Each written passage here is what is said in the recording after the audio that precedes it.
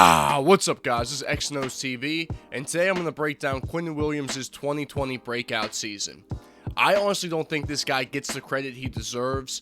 When he was drafted 3rd overall to the Jets, there was serious expectations put on him, and after his rookie season, those expectations weren't met.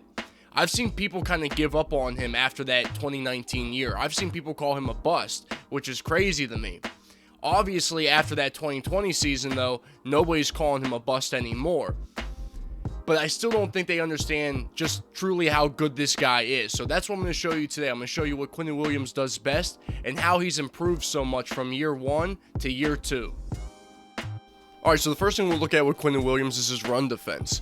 This is the best part of his game, and it's the most consistent ever since his rookie season.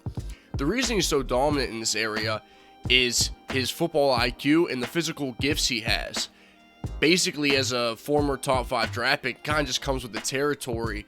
He's got crazy tools at 6'3", 300 pounds, and incredibly athletic.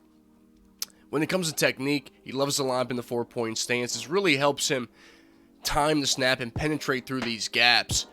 It's almost impossible to reach block this guy, and with most offenses in the NFL running zone run schemes, he's a nightmare for opposing offensive lines. It's not a coincidence that the Jets' run defense has been so good since he was drafted.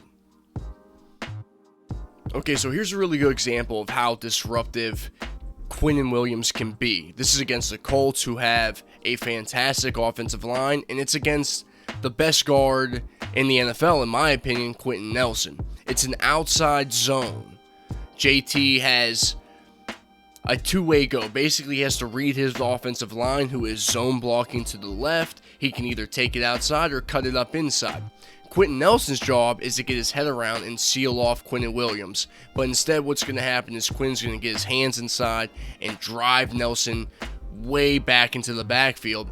And you'll see that there was a lane for JT to take this football and probably have a very nice chunk of yards here, but because Williams drove Nelson so deep, JT's going to have to cut it back here, and he's lucky just to get back to the line of scrimmage. Alright, so now we're going to talk about the fun stuff, which is Quinnen Williams as a pass rusher. Most people were disappointed after his rookie season because he didn't have the sack production that they expected. They thought he'd be a double-digit sack guy right out the gate.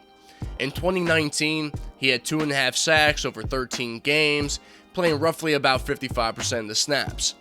In 2020, though, he improved that to 7 sacks over 13 games at 60% of the snaps. So if the playing time was similar, how did he improve so much? In my opinion, it was a lack of a pass rush plan his rookie season. He really developed his signature move in 2020, and once you combine that with his freakish physical traits and his high football IQ, he was able to beat centers who frankly aren't strong enough to engage him, and able to get around guards and tackles who aren't fast enough to block him. So Quinnen's favorite move was a club rip. Most of the sacks and pressures he got were from some variation of this one move right here. Here you'll see he uses a jab step to juke the center. Then he'll cross over, swipe the center's outside arm, and finally rip underneath to get the sack on Jared Goff. Alright, so this next play isn't a sack, but it's a great example of how effective Quinnen got with this technique. It's the same move, it's the same club rip, but this time it's against Rodney Hudson, a very good center for the Raiders. Again, he gets a clean swipe on that outside arm, and then with the other hand, he's going to rip underneath. Flip his hips and get skinny. Derek Carr's got to throw this ball away in under 3 seconds. It's a great rush by Quinnen. Alright, here's some clips from his 2019 tape, and when you compare them with his 2020 tape, you're going to see huge differences. First off, in his rookie year, every sack he had, he was unblocked. And the reason I think he was so ineffective in 2019, it was probably all mental. You know, when young guys are playing in the NFL for their first time, they're not focused on being a good football player. They're more focused on doing their job correctly on any specific play, or trying to recognize what opposing teams are doing to them. The reason I think it was all mental for Quinnen is because when I watch the majority of these rushes and he engages with offensive linemen, I can tell there's no plan. You know, like sometimes he uses a bull rush or a long arm, and it just kind of dies out. He's never able to finish.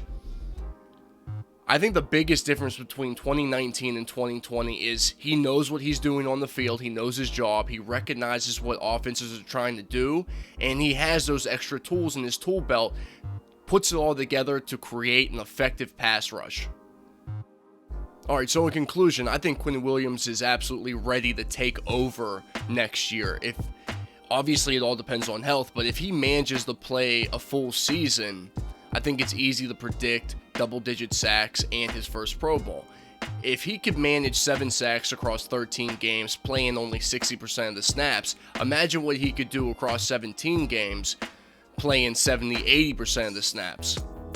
Alright, so that's going to wrap up my breakdown on Quinnen Williams. I hope you guys enjoyed. Look out for him in 2021. I think he's going to be a hell of a player. I have a couple videos planned for this month, but if there's any player you want me to break down, just let me know in the comments below. I appreciate you guys watching. Thank you, and I'll see you in the next one.